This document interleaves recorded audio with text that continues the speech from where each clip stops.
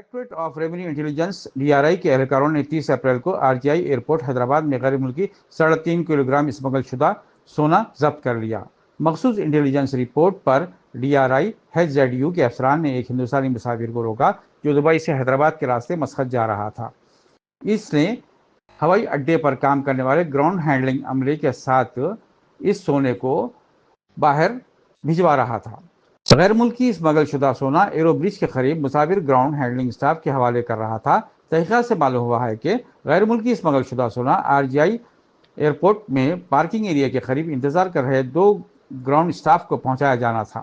Parking میں انتظار کرنے والا دوسرا گراؤنڈ سٹاف بعد ازاں کسٹم ایریا سے باہر نکلنے کے بعد مذکورہ سونا ایئرپورٹ کے باہر اس مسافر کو واپس کرنے والا تھا۔ مسافر سے کل 30 سونے کی سلاخیں جو 3 پیکٹوں میں چھپائی گئی تھیں، جس کا وزن 350 گرام خالصتاً 99.9% ہے، جس کی قیمت 3,45,80,000 روپے ہے، پیکنگ مٹیریل کے ساتھ ضبط کر لیا گیا اور مسافر کو دونوں گراؤنڈ ہینڈلنگ سٹاف کے ساتھ کسٹم ایکٹ 1962 کے تحت گرفتار کر کے عدالتی تحویل میں دے دیا۔